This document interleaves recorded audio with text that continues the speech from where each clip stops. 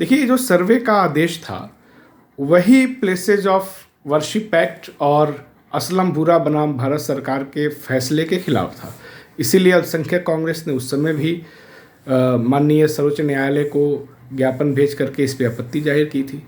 तो जाहिर सी बात है, जब ये सर्वे आया है तो इस पर तो सवाल उठाएंगे ही, इसके मोटिव पर सवाल उठाएंगे।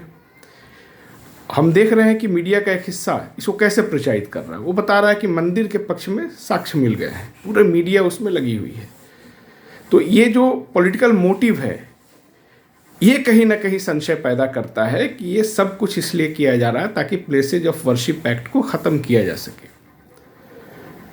ये एक्ट बताता है कि 15 अगस्त 1947 के दिन तक जो भी पूजा स्थल है वो उसी तरह रहेगा, उसके कैरेक्टर में कोई बदलाव नहीं हो सकता। और उसको चैलेंज करने के लिए कोई अगर प्ली होती है तो किसी अथॉरिटी में, प्राधिकरण में या किसी कोर्ट में स्वीकार भी नहीं हो सकती। इस पे सज़ा का भी और दंड का भी प्रावधान है।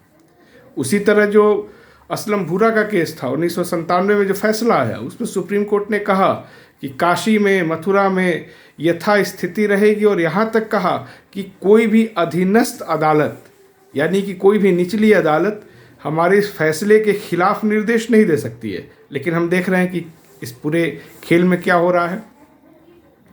तो ये कहीं ना कहीं पॉलिटिकली मोटिवेटेड चीज़ें लग रही हैं, क्योंकि भारतीय जनता पार्टी की सरकार ने 10 साल में ऐसा कुछ भी नहीं किया है कि वो काम के नाम पर जनता के बीच जाए। उसको इसी तरह के मुद्दों के आधार पे लगता है कि कुछ फ़ायदा हो सकता है, इसलिए चीज़ें हो रही हैं। अब देखिए, एक बहुत मोटिव के तहत प्लेसेज ऑफ वर्शिप एक्ट को ख़त्म करने के लिए भारतीय जनता पार्टी के एक नेता हैं अश्वनी उपाध्याय, उन्होंने एक प्ली डाली, उसको स्वीकार कर लिया गया सुप्रीम कोर्ट में। जबकि बाबरी मस्जिद के फैसले में कहा गया था, सुप्रीम कोर्ट ने खुद कहा था कि ये जो एक्ट है ये हमारे बेसिक स्ट्रक्चर को इंडोर्स करता है, यानी उसको मजबूत करता है। और आप जानते हैं कि सबसे बड़ी जो संविधान पीठ रही है उसने कहा है, उसका फैसला है कि बेसिक स्ट्रक्चर में यानी प्रियम्बल में कोई बदलाव नहीं हो सकता।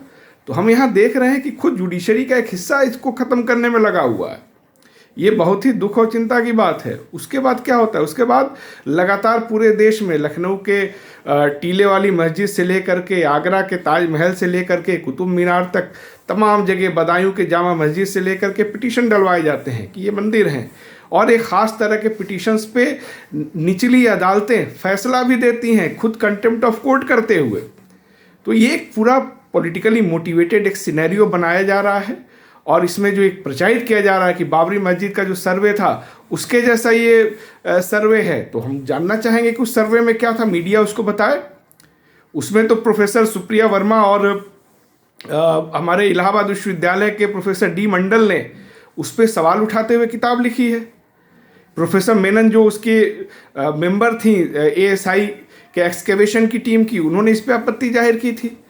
तो ये कहीं ना कहीं एक आम धारणा जो बनती जा रही है कि जो मौजूदा सरकार है उसके दबाव में जुडिशरी का एक हिस्सा काम कर रहा है, और ख़ुद जुडिशरी का ऊपरी जो हिस्सा है वो प्लेसेज ऑफ वर्शिप एक्ट को ख़त्म करने का माहौल बनाया जा रहा है।